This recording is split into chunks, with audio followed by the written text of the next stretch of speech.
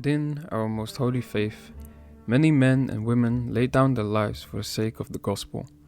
Not only through martyrdom, but also through austere disciplines and practices, have many found the grace of God working through their lives as they worked out their salvation through fear and trembling.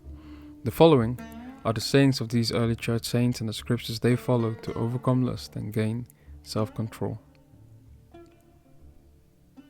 In gaining self-control, Abba Grontius of Petra said, "Many are they who, tempted by the delights of the flesh, indulge in sexual immorality in the mind without any physical contact. While preserving their physical virginity, they indulge in mental sexual immorality. Beloved, it is good to do what is written. Let each one keep his own heart with all vigilance." Proverbs 4:23. To then paraphrase this for today's age, many people in their lustful passion, while abstaining from sexual acts, still engage in sexual thoughts and pollute their minds. As in today's age, we readily access these things through entertainment of movies and social media. In seeking control over lust and fleshly passions, the scriptures say the following: "For this is the will of God, your sanctification, that you should abstain from sexual immorality, that each of you should know how to possess his own vessel in sanctification and honor, not in passion of lust, like the Gentiles who do not know God." 1 Thessalonians 4:3-5. "Therefore, put to death your members which are on the earth, fornication, uncleanness, passion, evil desire, covetousness, which is idolatry." Colossians 3:5. "Beloved, I beg you, as sojourners and pilgrims, abstain from fleshly lust, which war against the soul." 1 Peter 2:11. In order to overcome our passions, it is also wise to seek self-control. For John the Short said, "If a king wants to take a city filled with his enemies, he first captures their food and water, and when they are starving, he subdues them. So it is with gluttony. If a man is sincere about fasting and is hungry, the enemies that trouble his soul will grow weak." In providing a key guidance over our passions, the psalmist says, "How can a young man cleanse his way? By taking heed according to your word. With my whole heart I have sought you. Oh, let me not wander from your commandments." Psalms 119, 9-10. Let us therefore meditate upon the following examples of the early church and her monastic ways. Once they celebrated a great service on the mountain of Antony, and a little wine was found there. One of the elders took a small cup and carried it to Theseus the hermit, and gave it to him. He drank it, and a second time Theseus received it, and drank it. An elder offered a third time, but he would not accept it, and said, "Stop, brother, don't you know that Satan still exists?" A brother asked Theseus, "What am I to do? When I go to church, love for the brothers often makes me stay to the meal afterwards."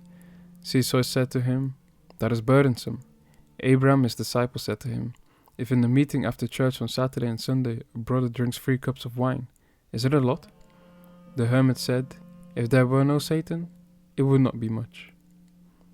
He also said, "Fasting is the monk's control over sin.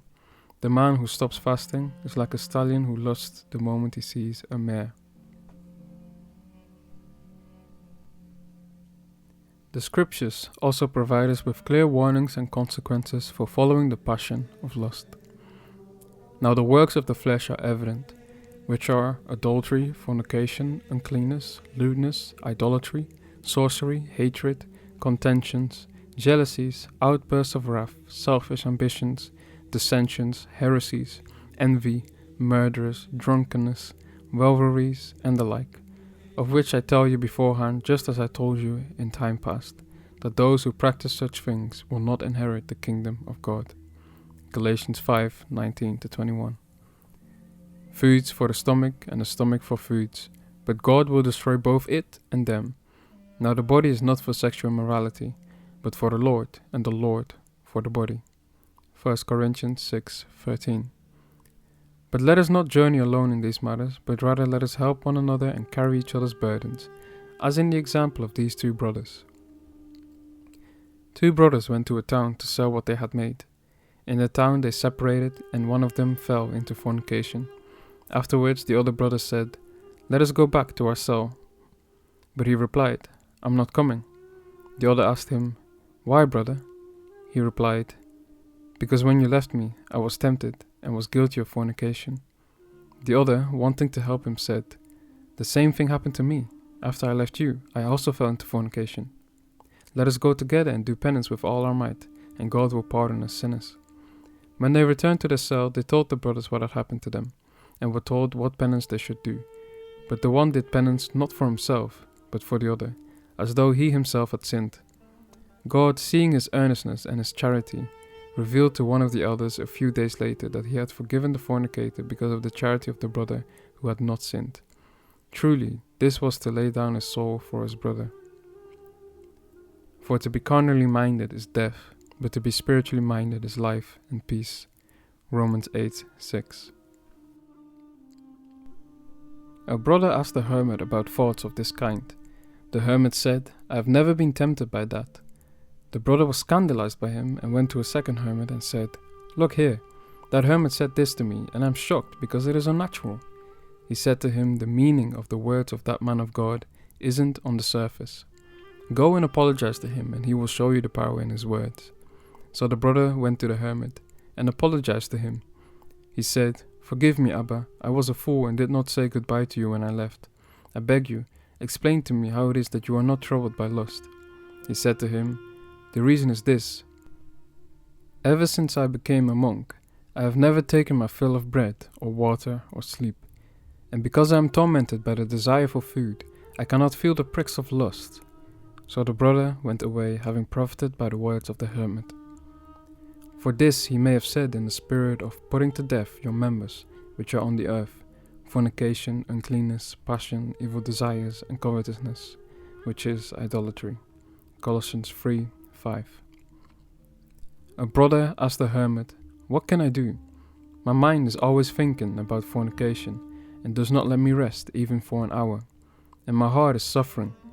So the hermit said to him, "When the demons sow thoughts in your hearts and you feel this, don't listen to your heart, for that is the demon's suggestion. Though the demons are careful to send thoughts to you, they do not force you to accept them. It is up to you to receive or reject them. Do you know what the Midianites did? They decked their daughters and set them where the Israelites could see them, but they did not force them to intermingle. It was as each one wished. Others were wrathful and uttered threats, and avenged the acts of whoredom with the death of those who had dared to do it. This is what should be done with the lust that rises in us." But the brother replied, "What am I to do, if I am weak and this passion masters me?"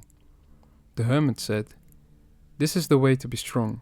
When temptations start to speak in your mind, do not answer them, but get up, pray, do penance, and say, 'Son of God, have mercy upon me.'" But the brother said, "Look here, Abba, I meditate on such words, but they do not help me to be penitent, for I do not know the meaning of the words on which I am meditating." The hermit said, "Well, go on meditating. I have heard that Abba Pumin and other monks said that a snake charmer does not know the meaning of his words, but the snake hears them and knows their meaning, and obeys the charmer and lies down. So though we do not know the meaning of the words, the demons hear and are afraid and flee."